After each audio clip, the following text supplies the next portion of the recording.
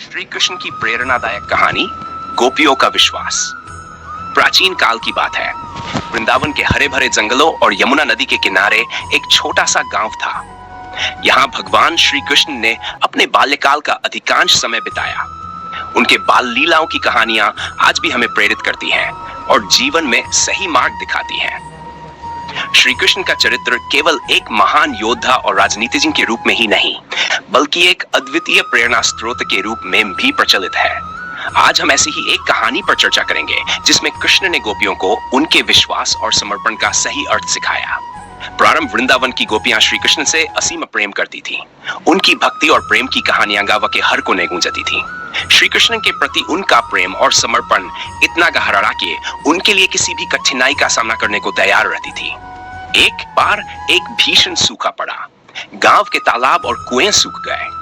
यमुना नदी का जलस्तर भी बहुत कम हो गया था। सभी गोपियां और गोप अपने पशुओं के लिए जल की तलाश में व्याकुल हो उठे। इस संकट की घड़ी में सभी ने भगवान श्री कृष्ण से मदद की गुहार लगाई। श्री कृष्ण ने सभी गोपियों को एकत्र किया और कहा, प्रिय गोपियों, इस कठिन समय में हम सबको मिलकर कुछ करना होगा।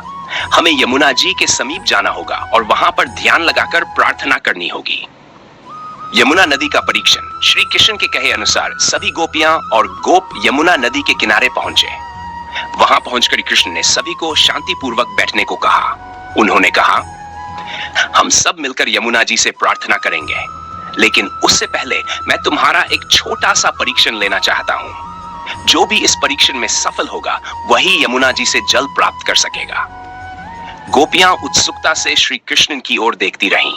उन्होंने कहा, तुम में से जो भी सबसे पहले बिना किसी संदेह के मुझ पर पूर्ण विश्वास करेगा वही इस परीक्षण में सफल होगा।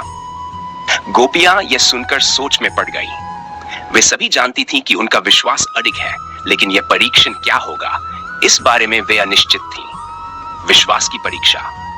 श्री कृष्ण ने एक छोटी सी पोटली निकाली और कहा, इस पोटली में कुछ चमत्कारी चावल हैं।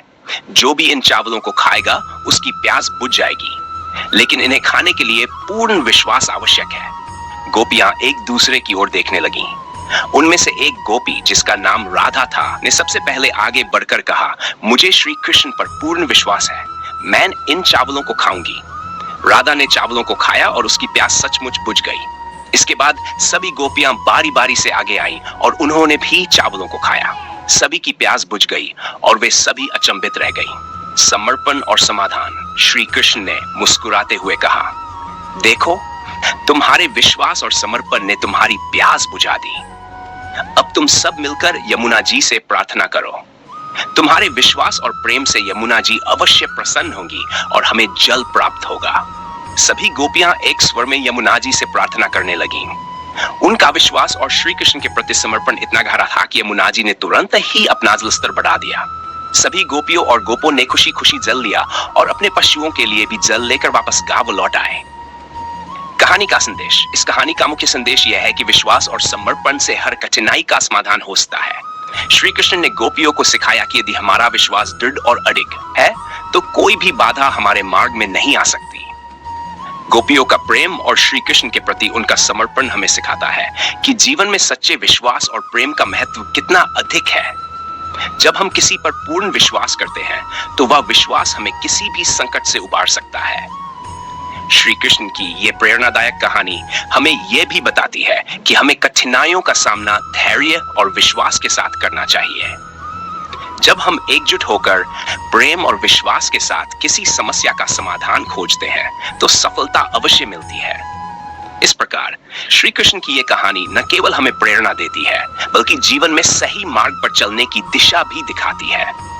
गोपियों का विश्वास। दोस्तों, वीडियो अच्छी लगी हो तो इसे लाइक करना और चैनल पर पहली बार आए हैं तो सब्सक्राइब करना। कर्म और नियति का संगम। द्वारका नगरी की चमक धमक के बीच एक साधारण युवा किसान, नाम था गोविंद, भगवान श्री कृष्ण के दर्शन की इच्छा से भरा हुआ था।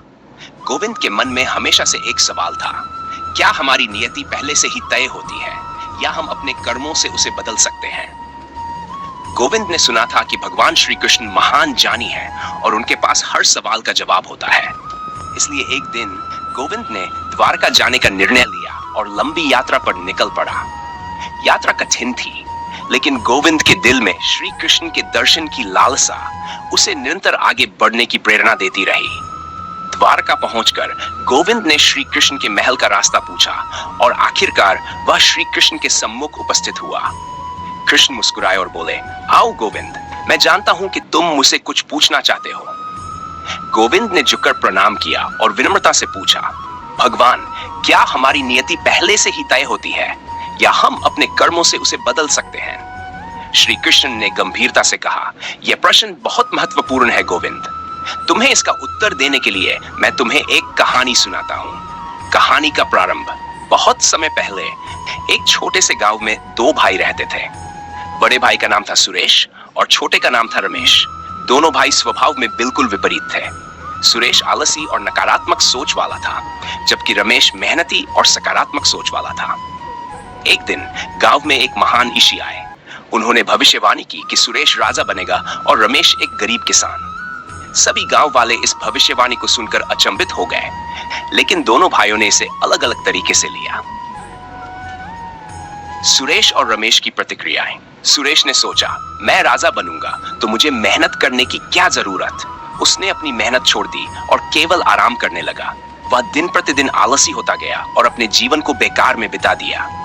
दूसरी ओर रमेश ने सोचा, अगर मेरी नियति एक गरीब किसान बनने की है तो मुझे और अधिक मेहनत करनी चाहिए ताकि मैं अपने परिवार का भरण पोषण कर सकूं। उसने अपनी मेहनत को दोगुना कर दिया और अपनी खेती में नवीन तकनीकों का उपयोग करना शुरू किया। रमेश की मेहनत से उसकी खेती फलने फूलने लगी और वह समृद्ध हो गया। समय का चक्र, समय बीता गया। सुरेश की आलसी प्रवृत्ति के कारण वह बुरी संगत में पड़ गया और अंततः एक साधारण जीवन जीने लगा, जबकि रमेश की कड़ी मेहनत और सकारात्मक सोच ने उसे गांव का सबसे समृद्ध किसान बना दिया। एक दिन राजा के काफिले का गांव में आगमन हुआ। राजा ने रमेश की सफलता और उसकी खेती की प्रशंसा सुनी और उसे अपने दरबार में सलाहकार के रूप में बुलाया।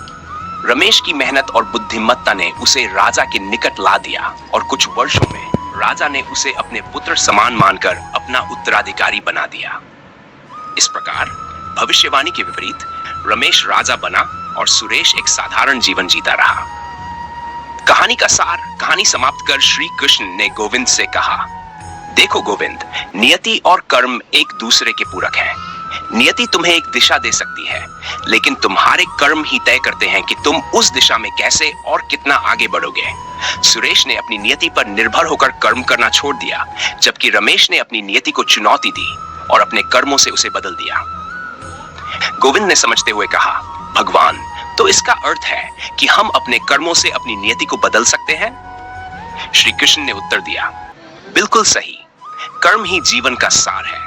जो व्यक्ति अपने कर्मों में विश्वास रखता है और निरंतर परिश्रम करता है, वह अपनी नियति को बदलने में सक्षम होता है। नियति एक प्रारंभिक दिशा है, लेकिन कर्म ही वह मार्ग है जो तुम्हें मंजिल तक पहुंचाता है। गोविंद को अपने प्रश्न का उत्तर मिल गया था। उसने श्री कृष्ण का धन्यवाद किया और पुनः अपने गांव लौट आया। अब वह न केवल एक किसान था, बल्कि एक प्रेरित और दृढ़ निश्चयी व्यक्ति भी बन चुका था। इस प्रकार श्री कृष्ण की इस प्रेरणादायक कहानी ने गोविंद को और हम सबको यह सिखाया कि हमारी नियति चाहे जो भी हो, हमारे कर्म ही हमारे जीवन की सच्ची दिशा और मंजिल तय करते हैं।